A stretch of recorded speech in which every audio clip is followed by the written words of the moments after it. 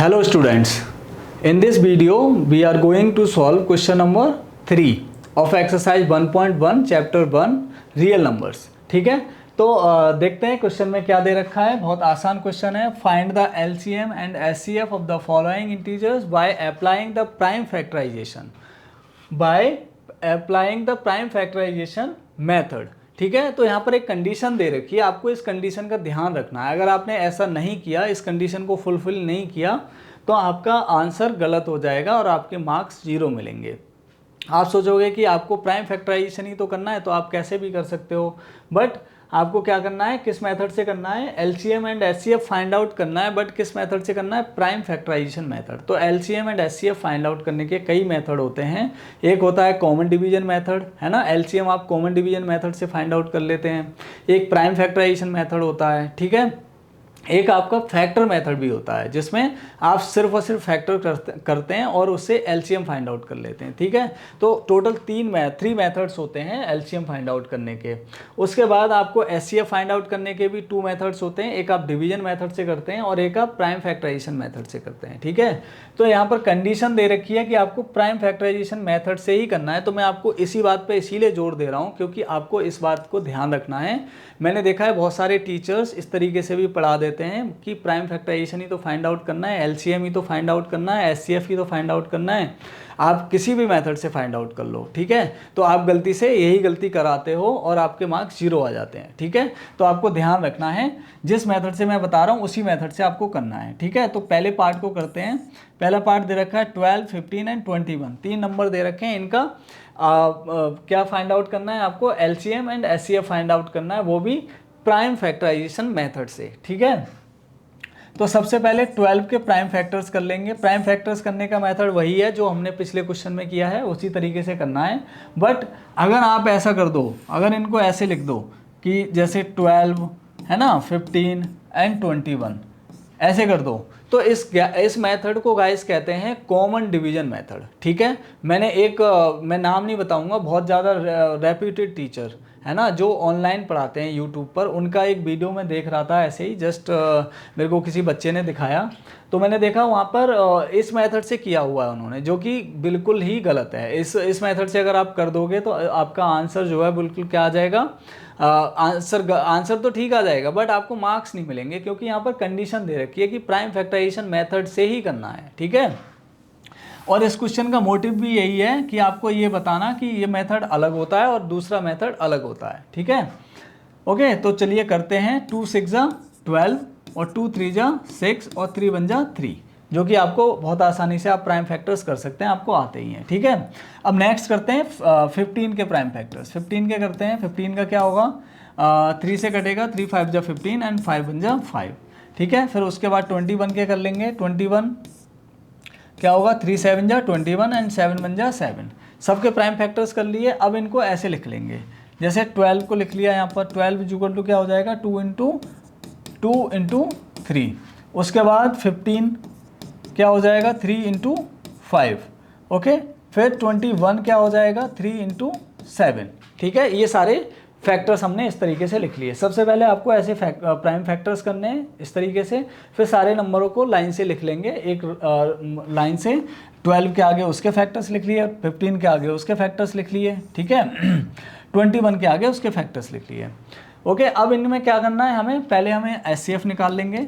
ठीक है, सबसे पहले एचसीएफ निकालेंगे। एचसीएफ क्या होगा, एचसीएफ होगा जो नंबर्स इन तीनों में कॉमन होगा, जो नंबर्स इन तीनों में कॉमन होंगे, जो प्राइम फैक्टर्स इसके तीनों में कॉमन होंगे, वही हमारा एचसीएफ होगा।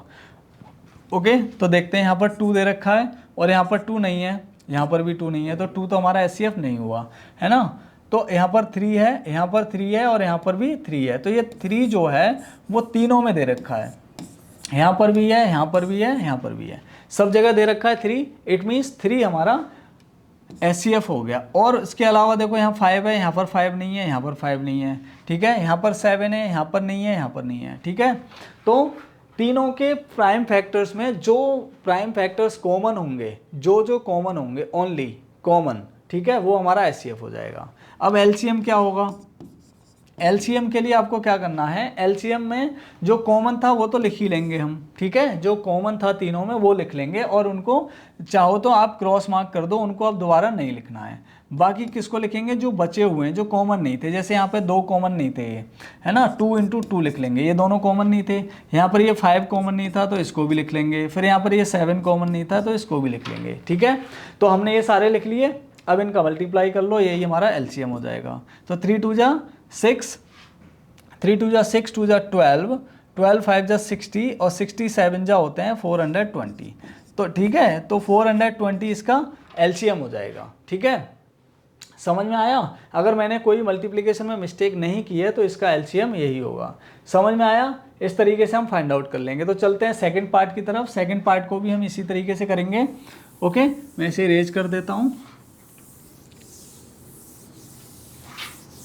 होपफुली गाइस आपको समझ में आ रहा होगा, ठीक है।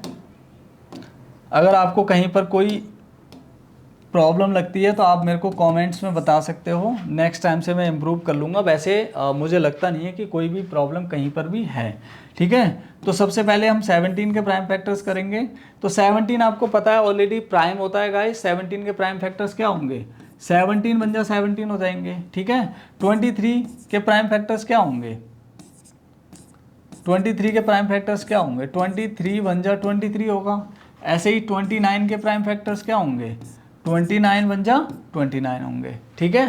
तो देखिए अब इस क्वेश्चन में करना क्या है, आप 17 लिख लो। अब 17 के प्राइम फैक्टर्स आप ओनली 17 लिखोगे, है ना, या फिर आप ऐसे लिख सकते हो 1 × 17, जिसका प्राइम फैक्टर कोई मतलब जो प्राइम नंबर के जो प्राइम फैक्टर्स होते हैं वो 1 और 27 हम लिख सकते हैं। मतलब 1 तो सबका ही फैक्टर होता है, ठीक है, बट 1 को हम ना तो प्राइम मानते हैं ना ही कंपोजिट मानते हैं, ठीक है। लेकिन यहाँ पर हम कह सकते हैं कि 1 इसका फैक्टर होगा, ठीक है। इसी तरीके से 23 क्या होगा, 1 × 23 हो जाएगा। फिर अगर बात करें किसकी, 29 की, तो 29 के 1 × 29 हो जाएंगे, ठीक है। तो यहाँ पर कुछ भी अगर हम SCF की बात करें, SCF निकालने की कोशिश करें, तो देखो यहाँ पर ना 1 है, मतलब यहाँ 17 है, यहाँ 17 नहीं है, यहाँ भी 17 नहीं है, यहाँ पर 23 है, ना यहाँ पर है ना यहाँ पर है, यहाँ 29 है, ना यहाँ पर है ना यहाँ पर है। मतलब यहाँ पर कुछ भी कॉमन नहीं है, कोई भी नंबर कॉमन नहीं है। तो जब कॉमन नहीं है तो उसका SCF क्या होता है, 1 होता है। क्या होता है, SCF इसका 1 हो जाएगा। हाईएस्ट कॉमन फैक्टर इनके बीच में क्या है, 1 है, ठीक है। चलिए अब फाइंड आउट करते हैं एलसीएम। एलसीएम क्या होगा, अब 1 तो सब में कॉमन था, है ना, 1 को तो हटा दो, 1 को नहीं भी हटाओगे तो कोई फ़र्क नहीं पड़ता, ठीक है। तो आप एलसीएम क्या करोगे, सबका मल्टीप्लाई कर लोगे, 17 × 23 और 29। और आप आगे के लिए भी याद कर सकते हैं, प्राइम नंबर्स का जो एलसीएम होता है वो उनका प्रोडक्ट ही होता है। जो प्राइम नंबर्स होते हैं उनका एलसीएम हमेशा उनका प्रोडक्ट होता है, ठीक है। तो 17, 23 और 29 का प्रोडक्ट कर लेंगे, जो कि हमारा वही हमारा प्राइम फैक्टर वो हो जाएगा, एलसीएम हो जाएगा, ठीक है। तो मैं कर लेता हूँ मल्टीप्लाई 23 और 17 का। 17 3 जा कितने होते हैं, 51, कैरी 5, 17 2 जा 34 और 5 39, ठीक है। ये आ गया 391। अब 29 से मल्टीप्लाई करेंगे इसका, 9 बन जा 9, 9 9 जा 81, कैरी 8, 9 3 जा 27 और 8 35, ठीक है। 2 बन जा 2, 2 9 जा 18 और 2 3 जा 6 1 7, ठीक है। ऐड कर लेंगे इसको, ऐड करने पर कितना आ जाएगा हमारा, 9 3 13 और 3 7 10 1 11, ठीक है। तो 1 1 3 3 9, 1 1 3 3 9, ठीक है। ये हमारा एलसीएम हो गया, ठीक है। आप प्रोडक्ट को वेरीफाई कर सकते हैं, प्रोडक्ट में कोई मिस्टेक नहीं है तो हमारा एलसीएम ये हो जाएगा, ठीक है गाइस। चलते हैं नेक्स्ट क्वेश्चन की तरफ। नेक्स्ट क्वेश्चन दे रखा है हमारा, नेक्स्ट क्वेश्चन में दे रखा है हमारा क्या, नए नए नंबर दे रखे हैं इसमें, उनका भी हम एलसीएम और एचसीएफ फाइंड आउट कर लेते हैं इसी तरीके से, ठीक है। थर्ड पार्ट में क्या दे रखा है गाइस, थर्ड पार्ट में दे रखा है 8 9 एंड 25। इन नंबरों के आपको HCF and LCM find out करने हैं। तो 8 का फाइंड आउट कर लेते हैं, 2 4 जा 8, 2 2 जा 4, 2 1 जा 2, ठीक है। इसी तरीके से 9 के फैक्टर्स करेंगे तो 3 बन जा 3 3 जा 9, 3 बन जा 3। ऐसे ही 25 के कर लेंगे, 5 5 जा 25, 5 बन जा 5, ठीक है, ओके। हो गया। 8 के फैक्टर्स लिख लो आप यहाँ पर, 2 इंटू 2 इंटू 2 हो गया। एंड 9 के फैक्टर्स 3 इंटू 3 हो जाएंगे। एंड 25 के जो फैक्टर्स हैं वो कितना हो जाएंगे, 5 इंटू 5। ठीक है, आई होप यहाँ तक समझ में आ गया होगा, आपको कोई दिक्कत नहीं होगी। अब देखो हम SCF निकालेंगे। SCF क्या होगा, अभी पिछले क्वेश्चन में बताया था मैंने, अगर कुछ भी कॉमन नहीं होता है तो उसका SCF क्या होता है, 1। ठीक है, तो यहाँ 2 है, यहाँ 2 नहीं है, यहाँ 2 नहीं है, यहाँ 3 है, यहाँ 3 नहीं है, यहाँ 3 नहीं है, यहाँ 5 है, यहाँ 5 नहीं है, यहाँ पर भी 5 नहीं है, मतलब यहाँ पर कुछ भी कॉमन नहीं है, तो इसका SCF क्या हो जाएगा गाइस, 1। बहुत सारे बच्चे कंफ्यूज हो जाते हैं इस टाइप के क्वेश्चंस में कि अब इसमें कुछ कॉमन ही नहीं है तो हम इसका SCF कैसे निकालें।